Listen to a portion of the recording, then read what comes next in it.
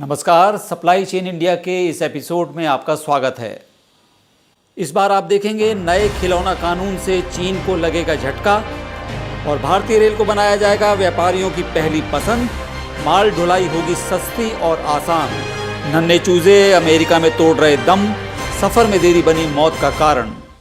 आपको जानकर हैरानी होगी कि पूरी दुनिया में टॉय इंडस्ट्री का भारी योगदान है।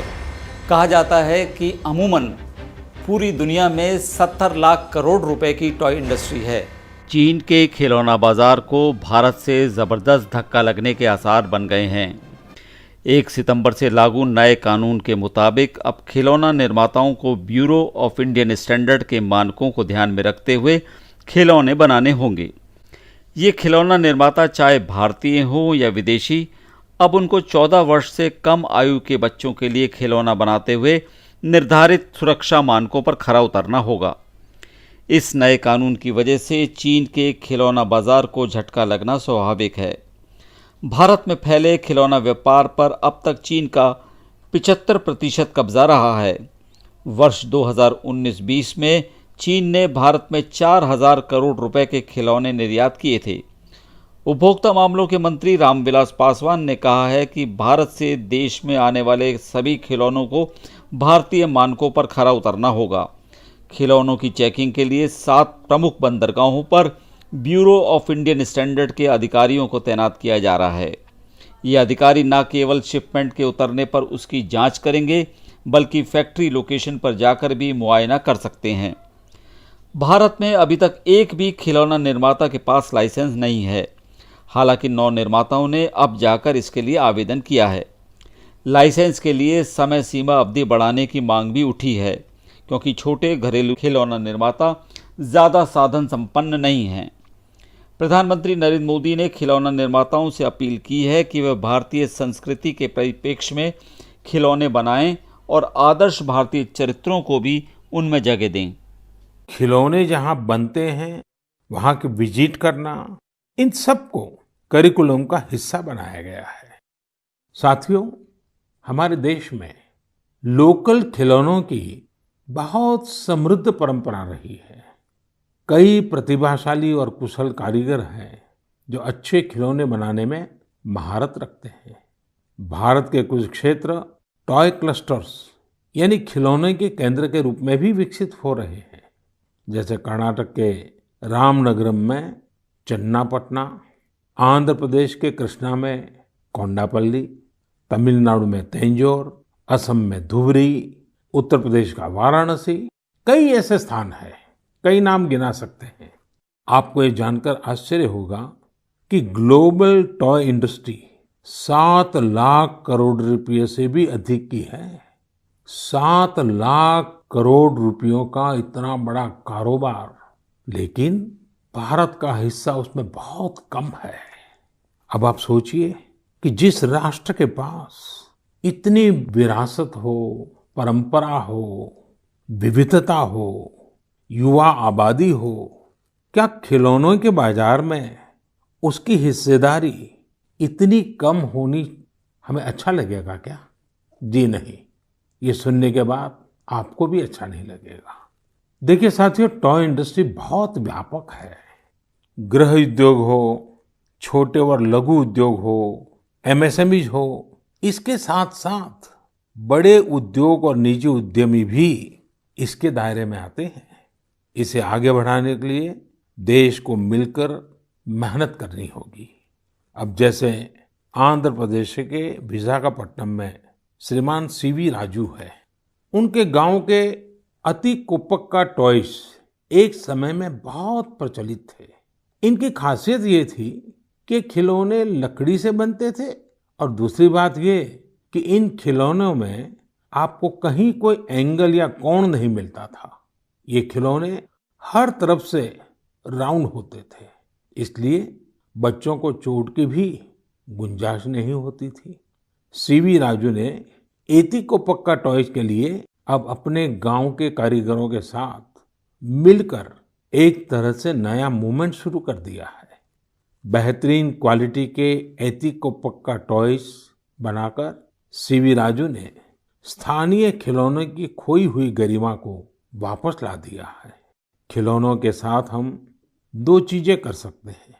अपने गौरवशाली अतीत को अपने जीवन में फिर से उतार सकते हैं और अपने स्वर्णिम भविष्य को भी संवार सकते हैं।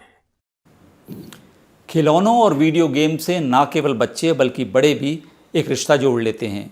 छोटे भीम की कहानी आपको याद होगी। जब छोटे भीम ने अपनी बचपन की सखी छुटकी को छोड़ करके राजकुमारी इंदुमती के साथ रिश्ता जोड़ा तो इंटरनेट पे ना केवल बच्चों ने बल्कि बड़े लोगों ने भी बवाल मचा दिया। उनका कहना था कि इंदुमती के साथ छोटे भीम का नाता अनैतिक है और उसे वापस अपने बचपन की सखी छुटकी के पास लौट जाना चाहिए।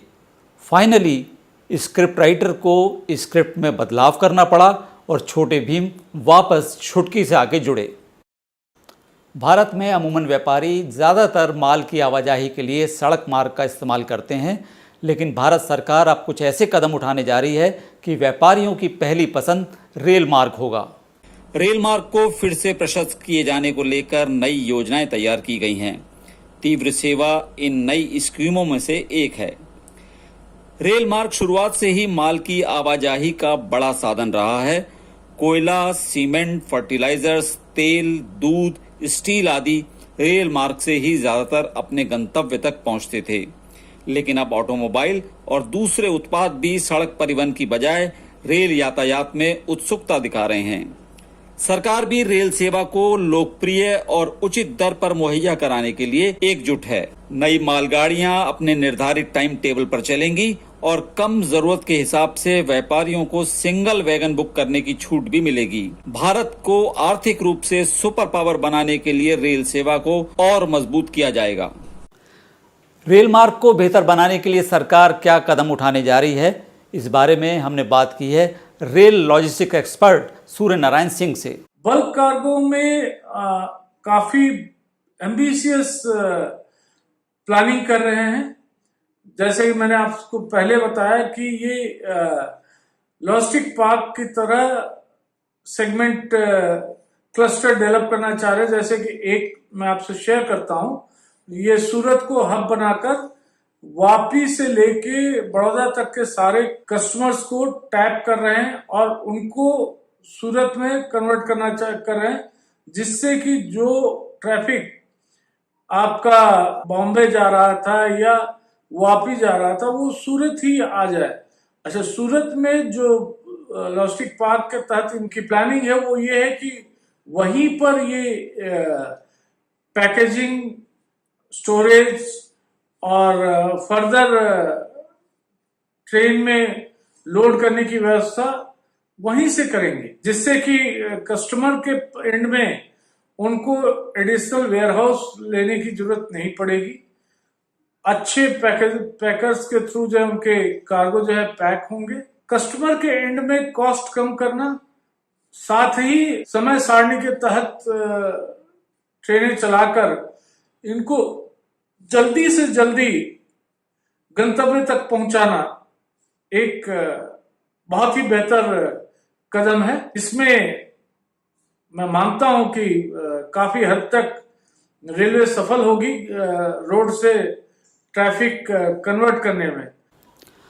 और अब हमारे साथ जुड़ गए हैं उल्लास अंबेगांवकर, जो हमें बताएंगे कि इस परिवर्तन से निपटने के लिए सड़क मार्ग में क्या मोर्चाबंदी की जा रही है।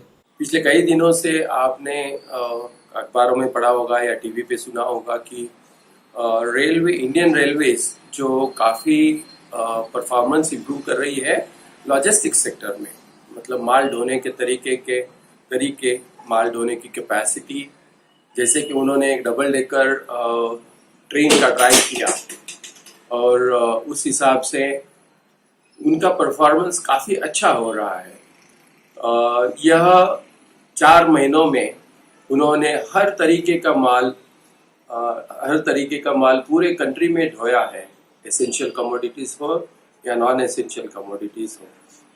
तो इसकी वजह से लॉजिस्टिक्स सेक्टर या ट्रकिंग ट्रांसपोर्टेशन में काफ़ी बड़ा बदलाव आने का मैं सोच रहा हूँ। इसमें लास्ट माइल और फर्स्ट माइल, यह मतलब कस्टमर से लेके ट्रेन स्टेशन तक और ट्रेन स्टेशन से लेके कस्टमर तक, इस तरीके का बिजनेस ज़्यादा उभरेगा, जिसमें 0 से 500 किलोमीटर तक का सफर जो लास्ट माइल और फर्स्ट माइल के डेफिनेशन में आता है वह काफी बढ़ेगा, जिसमें 1 से लेके 50 तक के ट्रक कंपनियां काफी अच्छा बिजनेस कर सकेगी, क्योंकि सबसे पहला डिस्टेंस कम होने की वजह से ड्राइवर हर रोज या एवरी अल्टरनेट डे हर दूसरे रोज घर जा सकेंगे। दूसरा ऐसा है और कि टाइम जो है, जो ट्रांजिट टाइम है, जो रास्ते पे चलने का टाइम है, ट्रेन की वजह से वो काफी कम हो जाएगा। अगर हम लोग कम से कम 20% भी पकड़ेंगे तो सरकार की या लॉजिस्टिक्स ट्रांसपोर्टेशन सेक्टर की काफी इम्प्रूवमेंट हो जाएगी और इसमें छोटे ट्रक वालों को काफी फायदा होगा। तो ये थी एक तस्वीर सप्लाई चेन की भारत में। अब हम आपको सीधे ले चलते हैं अमेरिका, जहां सफ़र में देरी की वजह से लाखों चूजे रास्ते में ही दम तोड़ रहे हैं। अमेरिका की डाक सेवा पर कोरोना की वजह से सवालिया निशान लग गया है। किसानों का आरोप है कि डाक सेवा में देरी होने के कारण रोजाना हजारों चूजे भूख प्यास से मर रहे हैं। शिकायत करने वाले किसानों में से एक मेडन गूच का आरोप है कि उसके पास पहुंच रहे शिपमेंट में रोजाना 500 चूजे मृत पाए जाते हैं। पिछले 6 सालों में ऐसा कभी नहीं हुआ। चूजों की मौत ने ट्रंप सरकार को भी कटघरे में ला दिया है। हालांकि सरकार के एक प्रवक्ता ने डाक सेवा में किसी भी तरह की कोताही बरते जाने से इनकार किया है। कहा जा रहा है कि सालों से पोल्ट्री फार्म तक चूजे सुरक्षित पहुंच रहे थे।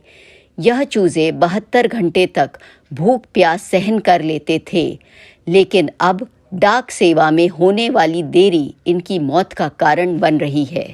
सप्लाई चेन इंडिया का ये एपिसोड आपको कैसा लगा हमें ज़रूर बताइएगा और कमेंट सेक्शन में जाकर अपने सुझाव भी हमें ज़रूर दीजिएगा। हम आपसे बहुत जल्द फिर मिलेंगे। तब तक के लिए सुरक्षित रहिए। नमस्कार।